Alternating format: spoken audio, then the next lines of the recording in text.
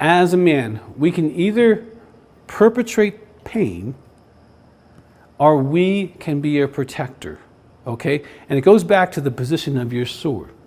Okay, you can either be a protector or you could actually scar and hurt the ones you love.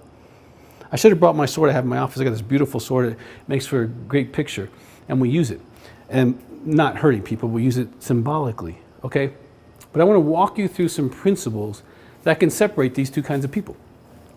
Because it's important to know what path you're on so that you can get on the right one. So I want to start with the path of the man who will probably, or let's say the odds are in his favor, that he will perpetrate pain. Okay? This man has never made a real commitment to be clean. That's number one. No commitment. Now, why is commitment important? Research has shown, even in teenagers who make a commitment to sexual purity, they are much more likely to attempt to achieve that goal. Okay? If you have a goal, if you don't have a goal of being clean, you're not going to reach it. Because the culture is coming against you. You have to intentionally swim against it to get there. If you say, well, I don't have to worry about that, you know, it's not a big deal. Okay, that may be good for a while, but eventually something can come into your life. And if you haven't made a commitment to be clean, to be honest, to be monogamous, you know, I made a commitment over 30 years ago to be monogamous to my wife. And if some opportunity comes up, that commitment keeps me not doing dumb stuff. It's like, no, I already have a commitment. And one of the things I learned, this is just free, totally free, okay? You can only be a hero in one woman's life. Hear me loud and clear. Another woman will try to bring you into her life to become her hero and rescue her. You should be alarmed as soon as anyone wants you to be a hero other than your wife. Because you can only be a hero in one story. Jesus only married one church, okay? We can only be a hero in one woman's life, okay? Number two, they have no plan to be clean. There's no boundaries. There's not even a thought about it.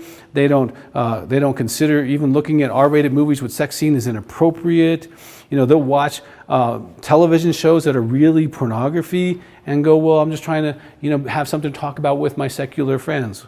Well, the gospel is what you can talk about with your secular friends. They need the gospel. They don't need to know that you watched a porn scene like they watched a porn scene. Okay? But there's no real boundaries on social media. There's no real boundaries on their phone. There's no real boundaries in their media consumption. Okay? Now, number one is they don't have any, they did not make a commitment. Number two is they have no plan. Number three is there's no clear boundaries. And number four, I'm trying to keep up with your notes, they are not honest or accountable. Now, I have talked about honesty and accountability all over the globe, all over America, and it's the most powerful thing you can have operating in your life. Okay? And we'll get to James and John later in another segment.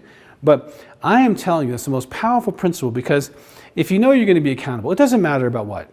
Maybe you want to lose 10 pounds. You make yourself accountable to another man, you'll probably get there. You'll start creating a plan. Hey, I need to stop eating after 6. I need to stop eating sugar at 3. You know, I need to exercise, 30, 45 minutes a day. Here's my plan. Here's my accountability. And you will make it. Okay, if you hire a personal trainer, okay, you will probably make your goals. All right?